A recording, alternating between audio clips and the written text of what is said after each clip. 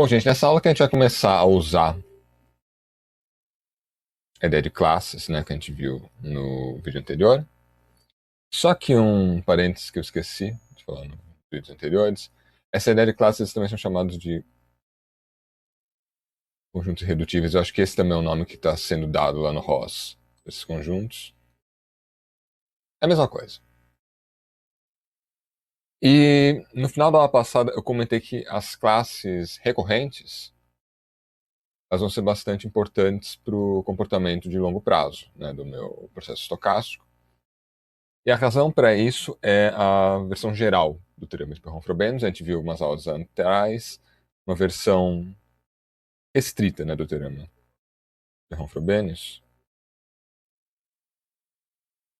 E agora a gente vai ver a versão completa dele. Mas para isso eu ainda preciso de mais um conceitozinho, que é a ideia do período de uma classe recorrente. Que é basicamente o seguinte. Então, né, seja C classe recorrente. E olhando lá no meu grafo de transições, eu posso ficar andando ao longo dos estados da minha cadeia. Dentro dessa classe recorrente. Eu não consigo sair de dentro dela. Se eu começo dentro dela, eu não consigo sair para fora. E alguns desses caminhos que eu posso fazer vão ser ciclos, que não saem de dentro da classe recorrente. Esses caras eu vou chamar dos ciclos da minha classe recorrente. A ideia é que o período de C vai ser o maior divisor comum entre os comprimentos de todos os ciclos da minha classe recorrente. Vou fazer uns exemplos aqui para deixar um pouco mais claro isso. Então, por exemplo, imagina que eu tenha a seguinte classe recorrente. Pode ter coisas entrando aqui fora. O que está fora da classe não interessa. Então, o que importa é realmente só as transições que estão dentro dessa minha classe recorrente. Então, você vê que eu tenho um ciclo aqui, tem comprimento 1. Eu tenho aqui um ciclo, tem comprimento 2. Eu vou para cá e vou para cá. O fato de eu já ter um ciclo com comprimento 1 significa já que o meu maior divisor comum vai ter que ser igual a 1. Então, essa é uma classe, um período igual a 1. Uma outra classe recorrente poderia ser essa daqui. Agora, aqui, quais são os ciclos possíveis que eu tenho nessa classe? Elas são período 3, período 3, período 3 e coisas que dão mais do que uma volta, que são sempre 3, 6, 9. Então, você vê que todos os ciclos que eu tenho aqui vão ter um comprimento que é um múltiplo de 3. Então, o maior divisor comum nesse caso vai ser 3. Essa seria uma classe. Um período igual a 3. Outro exemplo importante. E a seguinte classe. E aqui eu tenho um ciclo com período 2. Tem vários ciclos com período 2. Mas eu não tenho nenhum ciclo com período 1. E o que é importante aqui é que eu não tenho nenhum ciclo com um comprimento ímpar. Porque se eu começo, por exemplo, aqui, depois de um número par de passos eu estou ou aqui, e em um número ímpar de passos eu estou ou aqui, ou aqui. Então, para eu voltar para o mesmo lugar, eu preciso de um número par de passos. Mesmo raciocínio vale para os outros 4 sítios, porque você tem uma simetria aqui. Então, o comprimento de qualquer ciclo que eu faça aqui dentro vai ser sempre par. Então, o maior divisor comum vai ser 2. Um último exemplo aqui. Eu tenho aqui um ciclo com comprimento 3. Eu tenho um ciclo com comprimento 2. Então, o maior divisor comum entre eles vai ser 1, dessa que seria uma classe. Um período igual a 1. A gente vai usar essa ideia de período dentro do meu teorema de Perron-Frobenius mais geral. Essa aqui é a versão completa do Perron-Frobenius. Na verdade, ele é o teorema de Perron-Frobenius completo, mas já especializado para matrizes de transferência, que ele, na verdade, é um termo que fala sobre a estrutura de autovalores de uma matriz em que nenhuma das entradas é negativa, que é o caso das matrizes de transferência. Quando a gente tem aquela propriedade S da soma das colunas, você pode falar um pouquinho mais, em particular a respeito daquele autovalor igual a 1.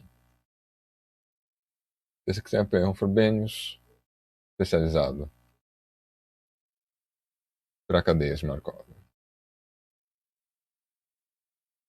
E a ideia é a seguinte: ter uma cadeia Markov, que é importante, com um número finito de estados. Isso também é importante lá no teorema restrito, eu não me lembro se eu falei disso ou não lá. Mas tem que ser uma cadeia com número finito de estados para ter todas as previsões válidas. Classes recorrentes C1, T, Cn, que tem períodos P1 até Pn. Então, os autovalores da matriz de transição têm as seguintes propriedades. É uma lista um pouquinho longa de propriedades.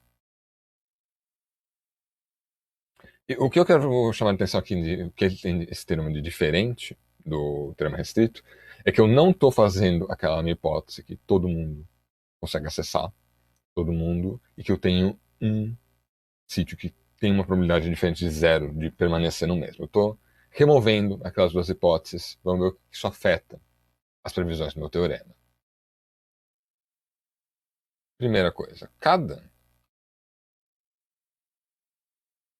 cadeia recorrente vai contribuir com autovalores que seguem um determinado padrão. Cada cadeia recorrente CJ me dá os autovalores e 2πi K sobre PJ, que é cosseno de 2k π sobre PJ mais i vezes seno 2k π sobre PJ. Isso daqui para k indo de 0 até PJ menos 1. Então, em particular, k igual a 0 vai me dar 1. Se eu substituir aqui essa expressão de cossenos e senos. Só que você tem agora esses outros autovalores extras, quando o período não é igual a 1. Se o período for igual a 1, você tem só o k igual a 0, você tem só o 1, que é exatamente o autovalor que a gente estava prevendo lá no teorema restrito. Basicamente, aquela propriedade de eu ter o estado que tinha uma probabilidade diferente de 0 de permanecer no mesmo lugar, era para você ter um ciclo com comprimento 1, que garante que o período do negócio inteiro vai ser igual a 1. Outra coisa, todos esses autovalores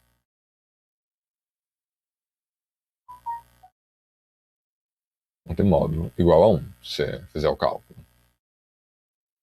Então, esses aqui são exatamente os caras que vão aparecer no comportamento de tempos longos. Estão vindo exatamente das cadeias recorrentes. Segunda coisa, todos os outros autovalores, todos os autovalores que não são esses previstos das minhas cadeias recorrentes, lambda tem módulo menor do que 1. Eu não sei mais nada a respeito deles, mas eu sei que eles têm um módulo menor do que 1. Então eu posso ter autovalores super malucos, mas eles só estão falando do transiente da minha cadeia. Os autovalores que falam do comportamento de tempos longos têm sempre aquele padrão que aparece aqui vindo das cadeias recorrentes. E a última coisa, autovalor lambda igual a 1, que seria, né, o cara com k igual a 0, que é o cara que existe independente de qual seja o período da classe recorrente, que vem de uma classe recorrente, CJ, tem associado um autovetor VJ com as componentes correspondentes ao CJ positivas, ou seja, maiores do que zero, elas são todas estritamente diferentes de zero, e todas as outras iguais a zero. O que isso daqui está me dizendo? Basicamente, esses caras, esses autovetores, com autovalor igual a 1, são distribuições estacionárias. Ou seja, são caras que, se você fizer t vezes VJ, você botar lá na equação mestra, você tira o VJ de novo. Você não sai do mesmo lugar, você continua tendo a mesma distribuição. Então, basicamente, isso aqui está me dizendo que cada classe recorrente tem a sua própria distribuição estacionária. O que faz sentido, que se você começar nela, é como se aquela fosse a única parte que importasse da sua cadeia de Markov. Então, é natural que aquela parte tenha uma distribuição estacionária própria dela. O que vai ser interessante, que eu vou comentar daqui a pouco, é que então, combinações lineares desses VJs também vão ser autovetores com valor igual a 1. Então, a gente vai ter outros tipos mistos de distribuição estacionária, misturando diferentes cadeias, diferentes classes recorrentes. Então, essas são todas as previsões do teorema. Só um comentário aqui. O teorema restrito é um caso particular. Ele é o caso com uma classe que tem período 1. É um caso particular que tem só uma classe recorrente, tem período 1. Então, a gente consegue, a partir de todas essas conclusões, tirar aquelas coisas que eu falei no teorema restrito algumas aulas atrás. Então, agora eu vou mostrar aqui alguns resultados de simulação. De novo, eu vou mostrar aqueles gráficos lá de histograma variando no tempo, que a gente já viu na aula passada. Só que agora que eu vou estar chamando atenção para dois comportamentos que se tornam possíveis uma vez que a gente quebra aquelas hipóteses do teorema restrito, é que agora eu posso ter qualquer combinação convexa dos VJ, que é uma combinação convexa, basicamente é uma combinação linear, só que a combinação convexa é uma combinação linear com a seguinte propriedade. Tal que os alfa-Ks são maiores ou iguais a zero, eles somam 1. Isso aqui seria a combinação convexa. Para qualquer combinação convexa dos VJs é uma distribuição estacionária. E, então, na verdade, qual é a distribuição estacionária nessas situações em que você tem mais do que uma classe recorrente? Vai depender de qual é a condição inicial que você começou. Então, você ainda tem alguma informação da condição inicial, mesmo depois do transiente passar, que era uma situação diferente do que a gente tinha no termo restrito. Que lá você tem só uma classe recorrente, então você tem só uma realmente distribuição estacionária. Então, tudo convergia para aquilo. E uma outra coisa, quando o período não é 1, você vê que você tem autovalores que têm módulo 1 não são iguais ao 1. Os autovalores que não são números reais positivos com módulo igual a 1. Então você vai ter oscilações que não morrem no transiente. Então, se algum PK não for 1, oscilações persistentes são possíveis. Então vamos ver aí os videozinhos. Primeiro eu vou considerar a seguinte cadeia. Estado 0, estado 1, 2, 3, 4, 5, 6. E com as seguintes transições. E aqui, se a gente fizer a classificação que a gente viu na aula anterior, a gente vai ver que a gente tem uma classe aqui, outra classe aqui, uma terceira classe aqui. Então, esse cara é recorrente, esse cara é recorrente, esse cara é transiente. Então, eu vou ter uma distribuição estacionária correspondente a só estar nesses estados 0 e 1, e uma outra distribuição estacionária correspondente a só estar nesses estados 4, 5 e meia. E eu vou considerar duas condições iniciais diferentes. Começar sempre no 2, vai ser a minha primeira condição inicial, e a minha segunda condição inicial vai ser sempre começar no 3. A gente vai ver que a gente chega em distribuições estacionárias diferentes. Vai ter uma certa probabilidade aqui no 0 e no 1, uma certa probabilidade no 4, no 5 e no 6. E as probabilidades elas vão ter escalas diferentes, que é exatamente o fato que eu estou fazendo combinações convexas diferentes das distribuições, caracterizando só o 0 e 1 ou só o 4, 5 e meio. Então vamos ver o vídeo. Então aqui é começando no 2. A gente vê que a gente acaba tendo uma probabilidade maior de ficar no 0 ou no 1 comparado com 4, 5 e meia, que faz sentido, né? O 2 está mais perto, porque você precisa de menos transições para chegar e ficar preso no 0, 1. Então vamos ver agora, começando no 3, como é que isso ficaria. A gente agora tem uma probabilidade maior de eu chegar no 4, 5 e meia e ficar preso lá. A probabilidade de eu ficar no 0 ou no 1 caiu praticamente pela metade, se você fizer a comparação. Então, você vê, se tem essas duas distribuições estacionárias, escalas diferentes desses caras também vão ser distribuições estacionárias. Vamos olhar agora a seguinte cadeia.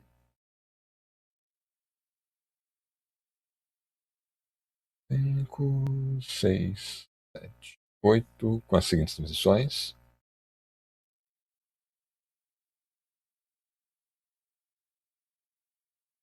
Aqui,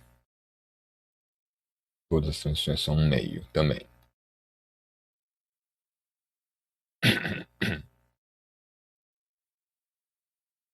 Então, analisando as classes disso daqui, a gente tem que. Tem uma classe aqui, tem o 0, o 1, 2 e o 3. Tem uma classe só com 4. E outra classe com 5, 6, 7 e 8. Esse e esse são recorrentes. Esse daqui é transiente. Então eu vou ter um comportamento de tempos longos que está sendo criado pelo 0, 1, 2 e 3. E outro que está sendo criado pelos 5, 6, 7 e 8. A gente já fez o cálculo do período dessa classe nesse vídeo ainda, quando eu estava dando os exemplos. Esse cara aqui tem período igual a 2.